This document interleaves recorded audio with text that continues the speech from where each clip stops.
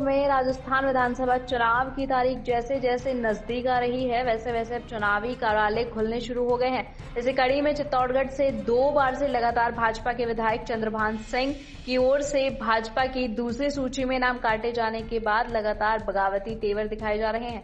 इसी के अंतर्गत आज चंद्रभान सिंह आज्ञा के चुनावी कार्यालय का उद्घाटन जिले के सभी प्रमुख मठों के साधु संत के कर कमल से वैदिक मंत्रोच्चार के साथ हुआ। इस अवसर पर आयोजित एक जनसभा को संबोधित करते हुए विधायक चंद्रभान सिंह आज्ञा ने कहा, मैं सौभाग्यशाली हूं कि आज सभी साधु संतों के कर कमलों से कार्यालय का उद्घाटन हुआ है। उन सभी के साथ क्षेत्र की आम जनता का आशीर्वाद मुझे मिला। मैं सदैव सभी का ऋणी रहूंगा। उन्होंने कहा कि चित्तौड़गढ़ विधानसभा क्षेत्र की जनता बाहरी प्रत्याशी के रूप में नरपन सिंह राजवी को कभी स्वीकार नहीं करेगी। हम सभी राजवी का सम्मान करते हैं। पार्टी शीर्ष नेतृत्व चाहे उन्हें प्रदेश के किसी भी सुरक्षित विधानसभा क्षेत्र से चुनाव लड़ाकर विधानसभा में भेज सकती है। वहीं उन्होंने कहा 2 नवंबर को वह अपना नामांकन दाखिल करेंगे। बड़ी सादड़ी आश्रम के महंत सुदर्शन आचार्य महाराज ने अपने उद्बोधन में कहा, भाजपा शीर्ष आला कमान और प्रदेश अध्यक्ष सीपी जोशी की गलतियों का खामियाजा चित्तौड़गढ़ और मेवाड़ के साथ पूरा राजस्थान को भुगतना पड़ेगा।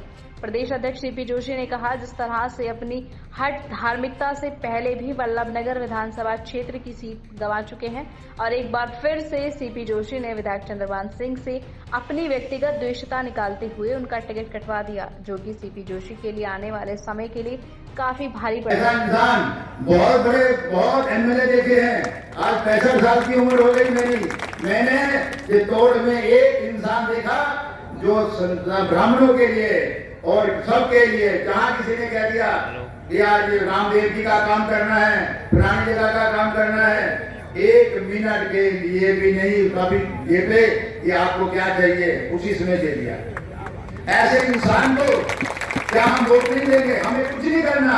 हमें ना खुद को देखना है ना किसी और चीज को देखना है। हमने केवल हमारा कच्चा चंद्रभान होगा, चंद्रभान होगा, चंद्रभान होगा और होगी 60,000 की बजाय 70,000 की वोटों देंगे।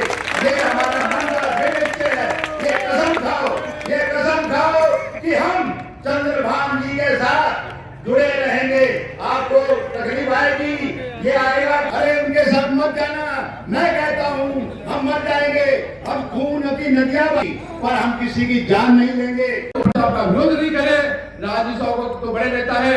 राजू साहब को तो राजस्थान में कहीं से भी चुनाव लड़ सकती है, कहीं से लोकसभा चुनाव लड़ सकती है, कहीं से राज्यसभा चुनाव लड़ सकती है। इसलिए हम हाथ जोड़कर राजू साहब से भी रिक्वेस्ट करते हैं, आपको अब हमारे पूजनी भविष्य में भी रहेंगे, क्योंकि शेखावत साहब को आदर्श लेकर अपने नेतागिरी करना सीखी है। अब बाबू साहब ही हमारे आदर्श है। इसलिए हम राजू साहब से भी रिक्वेस्ट करते हैं, आपका हम विरोध नहीं करें। विरोध तो हम जब करेंगे जब हम यहाँ से चुनाव लड़ेंगे। आज हम आपका विरोध नहीं करें। मेरा तो आप सब लोगों से विनती है, प्रत्यक्ष नेतृत्व को मैं कहना चाहता हूँ, आप राजू साहब को जहां उचित साहब समझे, राजू साहब से हम लोग रिक्वेस्ट करेंगे, आप जहां भी उनको सेट करना चाहे उनको आप सेट करें और यहाँ की सीट जहां भी है वहां आप दिलवाएं और हम चुनाव लड़ेंगे। और उसके अलावा भी जो मेरी जनता के लिए, मैं जनता के साथ खड़ा हूँ, कभी भी जनता के साथ कोई दगा नहीं करूंगा।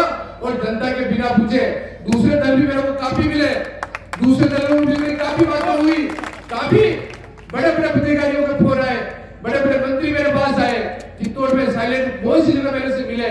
मैं ईमानदारी से कहना चाहता हूँ, वो बात भी मैं आप लोगों को स्पष्ट करना चाहता हूँ, मैं आप लोगों के दल में किसी में भाग लेने से पहले, किसी में लेने से पहले मेरी जनता को इकट्ठी करके मैं बात करूंगा, वरना मेरा मन नहीं मानता है मैं किसी दल में दूसरे दल में जाऊंगा। और बता दूं, मैं जाऊं और अपनी बात कह दी, लेकिन मैं बड़ी सादगी से आता हूं और उसे मुझे भी इस बात का बड़ा दुख है, वास्तव में अंतर्दय से दुख है।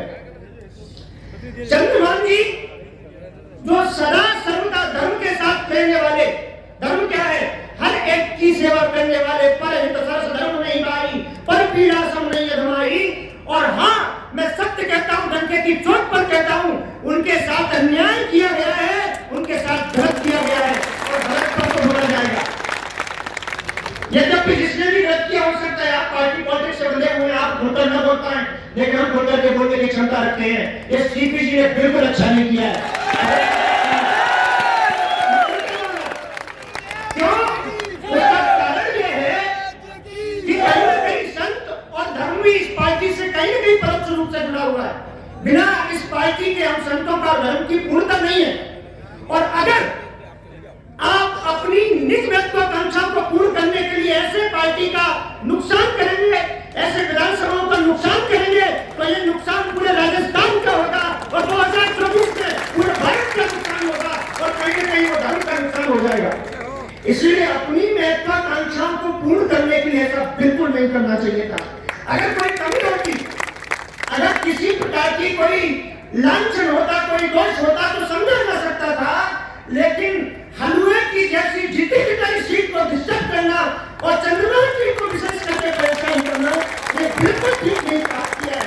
जैसे ऐसा नहीं कि सीपी जी हमारे आश्रम से जुड़े नहीं है, उनके भाई बंद, उनके स्वयं के मामा मामी मेरे साथ यात्रा में जाते हैं, वो स्वयं आश्रम में आते हैं, लेकिन यहाँ उन्होंने बिल्कुल गलत किया है और इसका परिणाम पूरे राजस्थान में भोगना पड़ेगा। पता नहीं क्या हो गया है ऊपर के शीर्ष नेतृत्व को, क्यों नहीं वो देखते, क्यों नहीं वो विचार करते? केवल थोड़ी सी महत्वाकांक्षा के कारण, केवल थोड़ी सी अपनी बात को दिखाने के कारण इस प्रकार से। अच्छा, कौन नहीं जानता है क्या गलती आपने पहले नहीं की थी? आपने ये गलती सीपी ने पहले भी की थी, उपचुनाव में अपनी जित करके बल्लभ नगर की सीट को भारी बहुमत से नुकसान होता है, पार्टी का नुकसान होता है, तो संतों का नुकसान होता है। और ये दूसरी फिर गलती करने जा रहे हैं।